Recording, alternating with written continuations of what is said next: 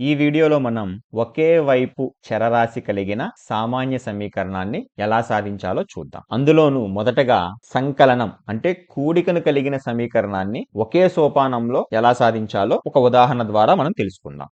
ఉదాహరణ x+5 = 54ను సాధించి జవాబును సరిచూడండి అని ఇచ్చారు. ముందుగా x+5 ఇక్కడ x అంటే ఏంటి? x ని మనము చరరాశి అంటారు. ఎందుకు? x కి ఏమైనా ఖచ్చితమైన విలువ ఉందా అండి? x విలువ 1 లేదా 2, 10, 100 ఇలా మీరేమైనా చెప్పగలరా? మనం ఏమీ చెప్పలేము. x కి ఒక ఖచ్చితమైన విలువ అంటూ లేదు. అది ఏ విలువనైనా తీసుకోగలదు. కాబట్టే దాన్ని చరరాశి అన్నారు. దీన్నే ఇంగ్లీష్‌లో వేరియబుల్ అని పిలుస్తారు. అదే విధంగా 5 అంటే మరి 5 చరరాశి అవుతుందా? లేదు. ఎందుకు? 5కి ఖచ్చితమైన విలువ ఉంది. 5 అంటే 5. 5 10 అవ్వదు, లేదా 1 అవ్వదు, 0 అవ్వదు, 1,00,000 అవ్వదు. 5 అంటే 5. దానికి ఒక ఖచ్చితమైన విలువ ఉంది. అది ఎప్పటికీ మారదు. కాబట్టి దీన్ని స్థిరరాశి అంటారు. ఇంగ్లీష్‌లో అయితే కాన్స్టెంట్ అని పిలుస్తాము. ఇప్పుడు చూడండి, ఈ చరరాశి x కి స్థిరరాశి 5ని ఎలా కలిపాం మనం? మధ్యలో ప్లస్ అంటే సంకలనం చేశాం. కూడిక. ఒక చరరాశిని స్థిరరాశిని ఇలా కూడిక అనే గణిత ప్రక్రియ ద్వారా కలిపాము. దాని ద్వారా వచ్చిన ఈ మొత్తాన్ని కూడా ఏమంటారు? బీజీయ సమాసం అంటారు. ఈ వీడియోలో సంకలనం గురించి తెలుసుకుంటున్నాం కాబట్టి కూడిక గుర్తును ఉపయోగించుకున్నాం. ఇక్కడ చరరాశికి స్థిరరాశికి మధ్య కూడికే ఉండాలని లేదు. తీసివేత ఉండవచ్చు, భాగాహారం ఉండవచ్చు, గుణకారం కూడా ఉండవచ్చు. ఏదైనా గణిత ప్రక్రియ ఒక చరరాశికి మరియు స్థిరరాశికి మధ్య మనం చేర్చాము అంటే దానిని బీజీయ సమాసం అని పిలుస్తాం మనం. దీన్నే ఇంగ్లీష్‌లో అయితే ఆల్జీబ్రాయిక్ ఎక్స్‌ప్రెషన్ అంటారు. ఆల్జీబ్రా అంటే బీజీయ గణితం. ఇది బీజీయ సమాసం కాబట్టి ఆల్జీబ్రాయిక్ ఎక్స్‌ప్రెషన్. సరేనా? x+5 ఆ తర్వాత ఏముంది? ఈజ్ ఈక్వల్ టు అంటే ఏంటి? ఇది సమానత్వపు గుర్తు. దీన్ని మనం ఈక్వాలిటీ సైన్ అని అంటారు. ఈజ్ ఈక్వల్ టుకి కుడి పక్కన ఏముంది? 54. 54 అనేది మరలా ఏంటండి? ఇది ఒక స్థిరరాశి. ఎందుకు? దానికి ఒక ఖచ్చితమైన విలువ ఉంది కాబట్టి. ఇప్పుడు సమానత్వపు గుర్తుకి ఎడమ వైపున x+5 ఉంది. దీన్నే మనం లెఫ్ట్ హ్యాండ్ సైడ్ అంటాం. ఎడమ చేతి వైపు. ఈ సమానత్వపు గుర్తుకి కుడి చేతి వైపున ఏముంది? 54 ఉంది. అంటే ఇదే రైట్ హ్యాండ్ సైడ్. సమానత్వపు గుర్తు ఏం తెలుపుతుంది? ఎడమ వైపు ఉన్నది, కుడి వైపు ఉన్నది రెండు సమానం అని చెప్తుంది. అవునా? ఇలా సమానత్వపు గుర్తు ఉండి దానికి కుడివైపున మరియు ఎడమ వైపున రెండు బీజీయ సమాసాలు ఉంటే ఈ మొత్తాన్ని కలిపి సమీకరణం అంటారు. ఇది మనం దిగువ తరగతిలోనే తెలుసుకున్నాము. మనం ఒకసారి త్వరగా పునర్విమర్శ చేసుకుందాం. అంటే దీన్ని ఇంగ్లీష్‌లో అయితే ఈక్వేషన్ అంటారు. అర్థమవుతుందా? ఇక్కడ మనం బాగా గుర్తుపెట్టుకోవాల్సింది సమీకరణానికి సమాసానికి మధ్య తేడా. సమాసం అంటే ఏంటి? చరరాశి ఉంటుంది, స్థిరరాశి ఉంటుంది. వాటి మధ్య ఏదో ఒక గణిత ప్రక్రియ ఉంటుంది. అంతే. అక్కడ సమానత్వపు గుర్తు ఉండదు. సమీకరణం అంటే ఏంటి? ఖచ్చితంగా సమానత్వపు గుర్తు ఉండాలి. దానికి ఎడమ చేతి వైపున మరియు కుడి చేతి వైపున కొన్ని బీజీయ సమాసాలు ఉండాలి. ఇది మనం బాగా గుర్తుపెట్టుకోవాలి. సమీకరణంలో బీజీయ సమాసాలు ఉంటాయి. ఎడమ చేతి వైపున, కుడి చేతి వైపున. సరేనా? బీజీయ సమాసంలో సమీకరణం ఉండదు. సరే. కాబట్టి x+5 = 54. ఇక్కడ మీరు చూసినట్లయితే ఒకే ఒక చరరాశి x ఉంది. అవునా కాదా? కాబట్టి ఇది ఏక చరరాశి కలిగిన సమీకరణము. ఆ తరువాత చరరాశి యొక్క ఘాతం ఎంత? ఉన్న ఒకే ఒక చరరాశి x. దాని ఘాతం యొక్క స్థానంలో ఎంత విలువ ఉంది? ఇక్కడ మనకి x పైన ఘాతం స్థానంలో ఏమీ లేదు అంటే ఘాతం ఎంత విలువ? 1. ఇలా ఒక సమీకరణంలో ఒక చరరాశికి ఉన్న ఘాతంలోని విలువను మనం ఆ సమీకరణం యొక్క పరిమాణం అంటాం.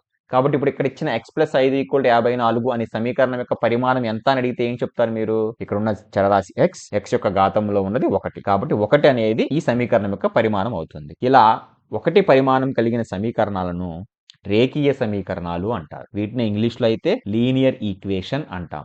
మరియు ఇప్పుడు ఏకచరరాశిలోని రేఖీయ సమీకరణం. ఒకే చరరాశి ఉంది మరియు దాని పరిమాణం 1 అయింది. అంటే ఏకచరరాశిలోని రేఖీయ సమీకరణం. వీటినే సూక్ష్మంగా సులభంగా ఉండడానికి ఏమని పిలవచ్చు మనం? సామాన్య సమీకరణం అంటారు. ఏకచరరాశిలోని రేఖీయ సమీకరణాన్ని సామాన్య సమీకరణం అని కూడా పిలుస్తారు. వీటినే మనం సింపుల్ ఈక్వేషన్ అని ఇంగ్లీష్‌లో పిలుస్తాం. సరేనా? ఒకసారి మనం సామాన్య సమీకరణం అంటే నిర్వచనం ఏంటో చూద్దాం.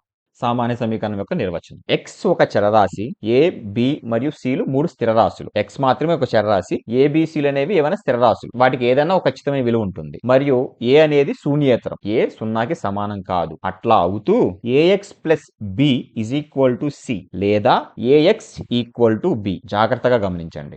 ax+b = c లేదా ax = b. ఈ రూపంలో ఉన్న వాటిని ఏకచరరాశిలో రేఖీయ సమీకరణాలు లేదా సామాన్య సామాన్య సమీకరణాలు అంటారు. ఇది మనకి బాగా గుర్తుండాలి. మనం ఇచ్చిన సమీకరణం సామాన్య సమీకరణమా కాదా అని గుర్తించాలి మొదటగా. అలా గుర్తించాలంటే మనకి ax + b = c లేదా ax = b రూపంలో ఉండాలి మనకి ఇచ్చిన సమీకరణం. అప్పుడు అది సామాన్య సమీకరణం అవుతుంది. ఇక్కడ x స్థానంలో ఏదైనా చరరాశి ఉండొచ్చు. చరరాశి అంటే x అనే కాదు. ఆంగ్ల అక్షరమాలలో A నుంచి Z వరకు ఉన్న ఎటువంటి ఆంగ్ల అక్షరాన్ని తీసుకున్నా కూడా మనం దాన్ని చరరాశిగా మనం ఉపయోగించుకోవచ్చు. మనం ఇక్కడ ఈ ఉదాహరణలో x అని తీసుకున్నాం. కాబట్టి ఇక్కడ x చరరాశి అవుతుంది. ఇప్పుడు x + 5 = 54. ముందేం చెప్పాం మనం? అసలు ఇచ్చిన సమీకరణం సామాన్య సమీకరణం అవునో కాదో చూసుకోవాలి. అంటే అది ax + b = c లేదా ax = b రూపంలో ఉండాలి. సరిపోల్చండి ఇప్పుడు ఇచ్చిన సమీకరణాన్ని ఉదాహరణలో x + 5 = 54. x స్థానంలో x ఉంది. ఏ స్థానంలో ఎంత ఉన్నట్టు? అంటే x ముందు ఎంత ఉన్నట్టు ఏమి లేదు అంటే 1. అంటే ఏ స్థానంలో 1 ఉన్నట్టు, b స్థానంలో 5 ఉన్నట్టు, c స్థానంలో 54 ఉన్నట్టు. అంటే సరిపోల్చాం కదా. ఇది ax + b = c రూపంలో ఉంది కదా. కాబట్టి ఇచ్చిన సమీకరణం x + 5 = 54 అనేది సామాన్య సమీకరణం. సరే, ఇప్పుడు మనం ఏం చేయాలి? దాన్ని సాధించాలంటున్నాం. సాధించడం అంటే ఏంటి? x విలువ ఎంత?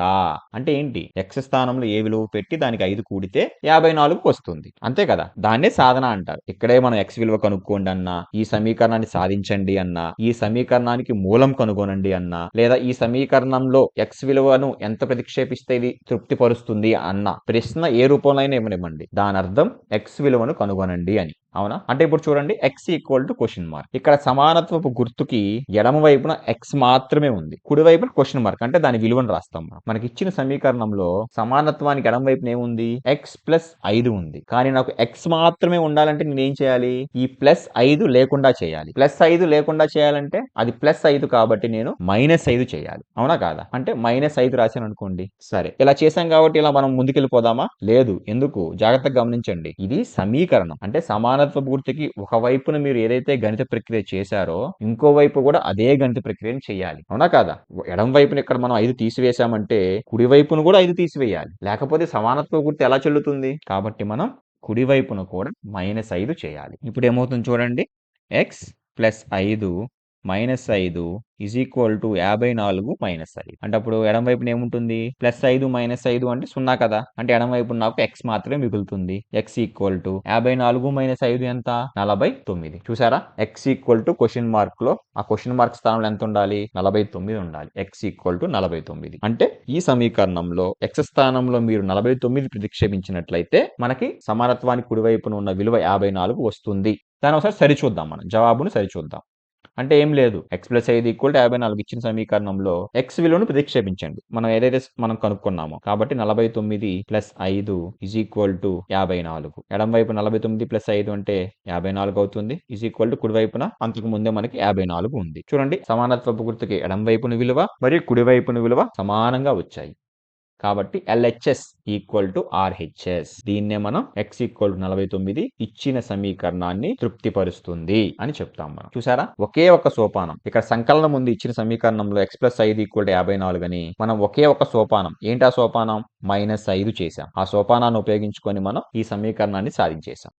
ఏం నేర్చుకున్నామండి మనం ఈ వీడియోలో? మొదటగా మనం సామాన్య సమీకరణం అంటే ఏంటో నిర్వచనాన్ని తెలుసుకున్నాం. దాని యొక్క స్వరూపాన్ని మనం నేర్చుకున్నాం. 2, ఒకే వైపు సంకలనం అంటే కూడికతో ఉన్న చరరాశి కలిగిన సామాన్య సమీకరణాన్ని ఒకే సోపానంలో ఎలా సాధించాలో ఒక ఉదాహరణ ద్వారా నేర్చుకొని జవాబును కూడా సరిచూసాం మనం.